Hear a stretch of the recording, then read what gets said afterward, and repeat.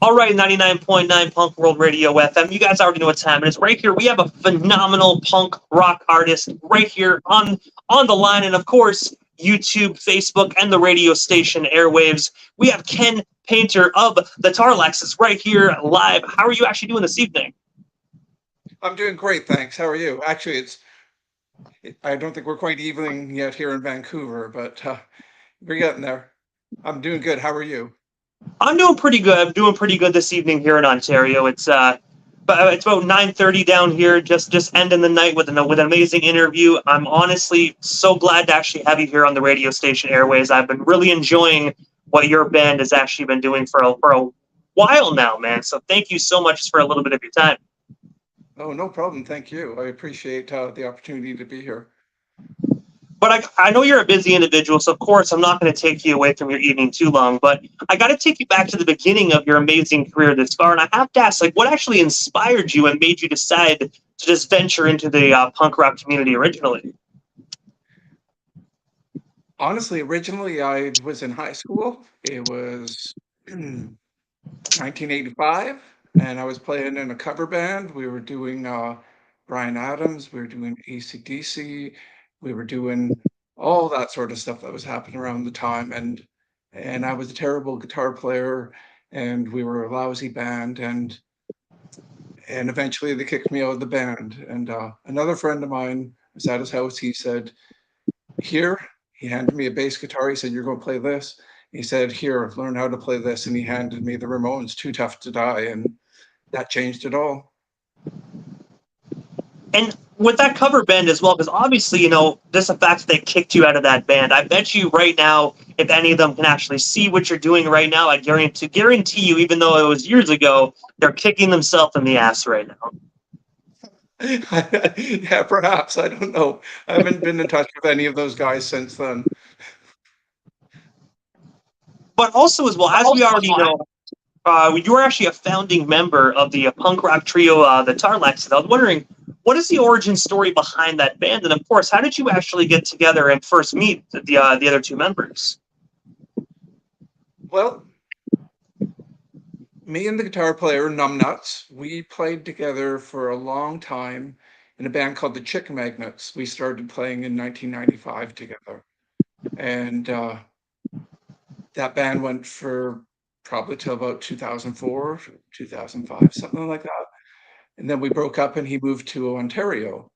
And eventually he moved back here in 2014 and contacted me. And I said, let's start a new band. And we started this band. And the drummer, Billy, I was in another band with him for a while called Welcome to Cobra Town. And it was more like stoner metal rock, not my regular thing. But they asked me to play and I joined.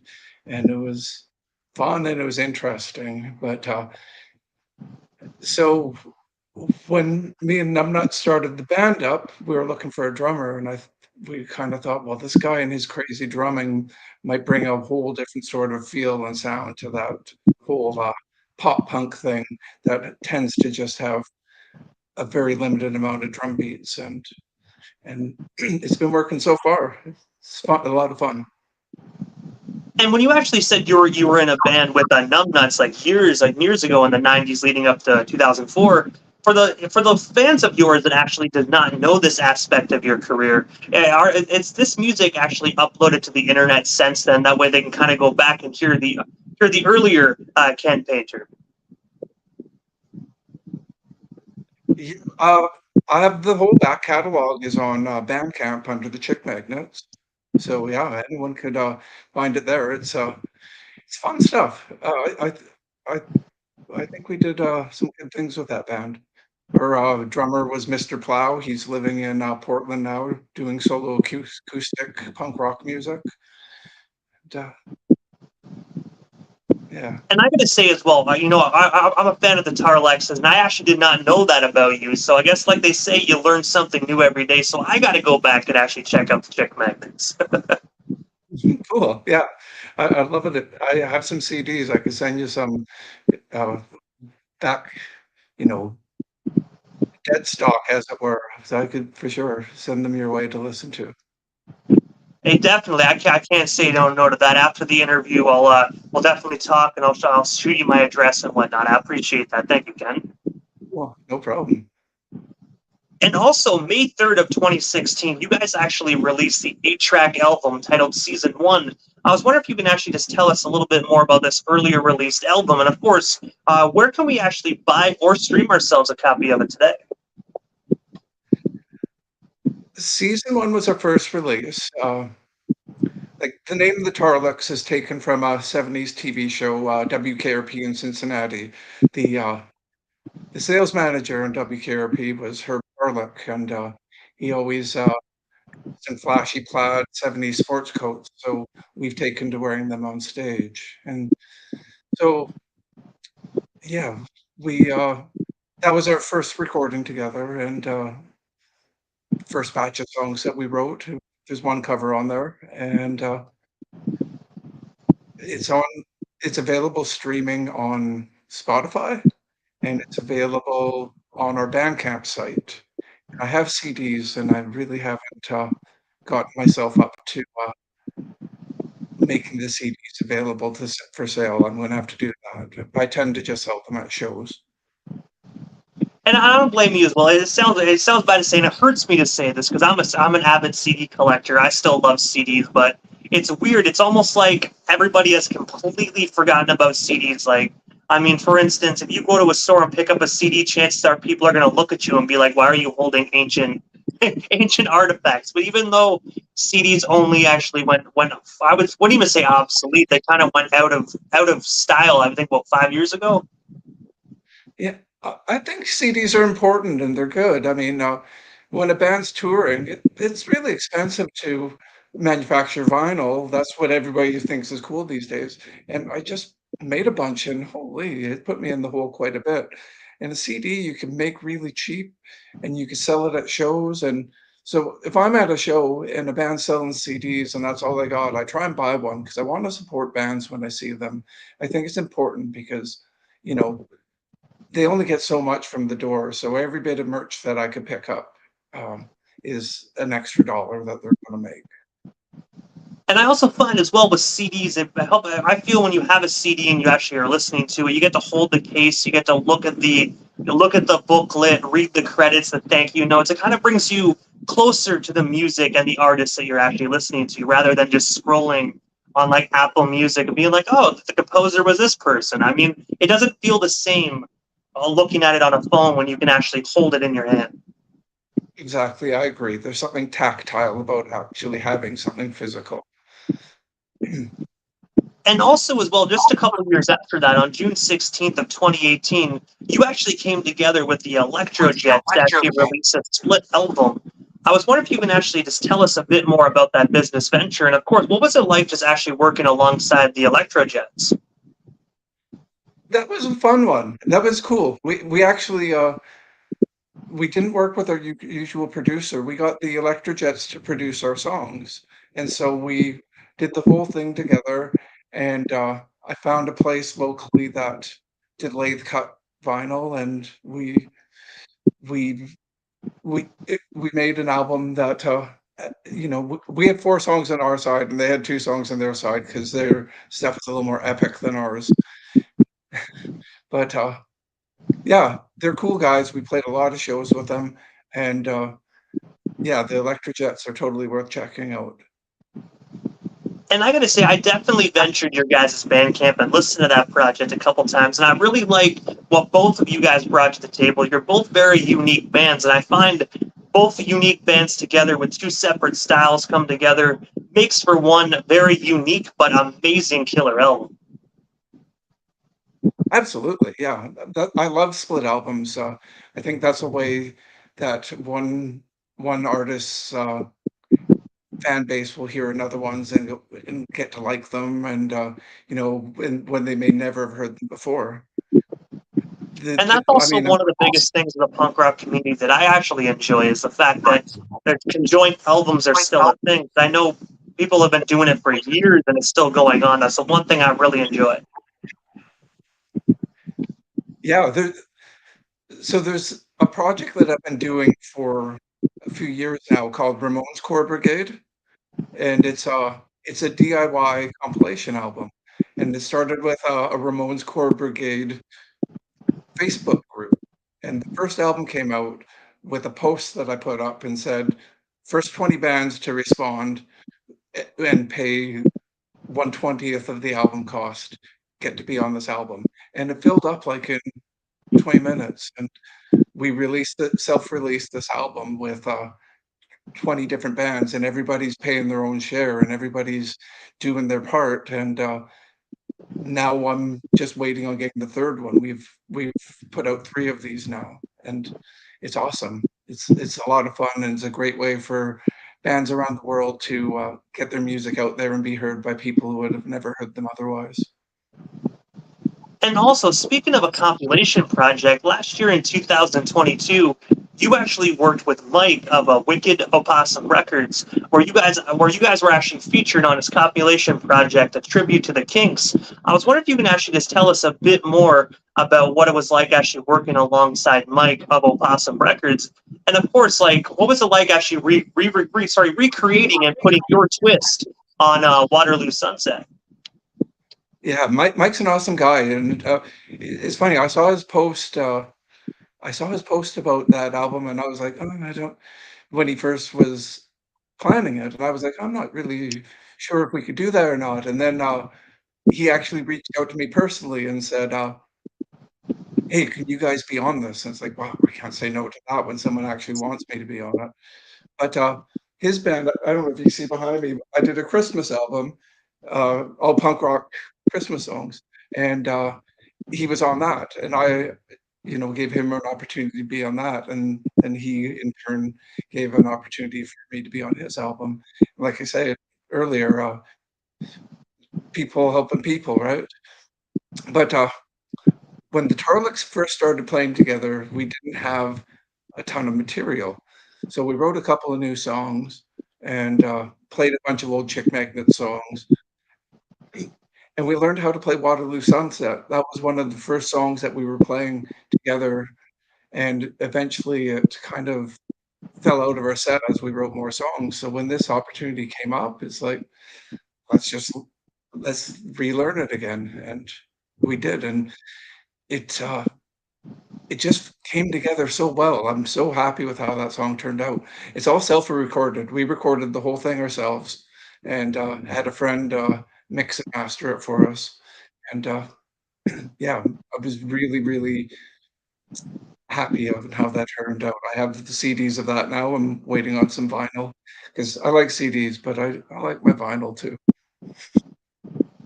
And I gotta say as well, just on that compilation project, the artist list is absolutely amazing. It has Todd Morse of The Offspring, they have Wheatus, they have you guys. I mean, like the list of individuals on a tribute to the Kinks is just absolutely extraordinary. Yeah, it's a really good list. There's a band called the Plus Ones. Their track is probably my favorite. It's really good. And also as well, on June 19th of 2023, the Tarleks actually released another conjoined album, this time with Detroit, Michigan's own the Randy Bastards, titled "Smells Like a Crust Punk Show." Ooh, Overreacted. this I one. was wondering. Yeah, I got to say, I was wondering if you can actually just tell us a story behind that, and of course, where can we actually snag ourselves a copy of that album that you just held up today? This one. Okay, yeah. Jordan, the mastermind behind Faster and Louder Records, is someone I've been becoming friends with online and meeting. And over time, we've become pretty good friends. I traveled with him last year to the Mom's Basement Festival in Ohio, and we hit it off really well. And so when it came time for him to do his third album in this series, he asked me if I wanted to be part of it. And I was like, absolutely, I'd love to, I'd love getting music out there and doing things. And he said it was going to be with the Randy Bastards, and I found their repertoire, and it's also fantastic. You should check them out. They're a really good band. And listening to the album that they had online, "Smells Like a Crust Punk Show" just seemed like the one that would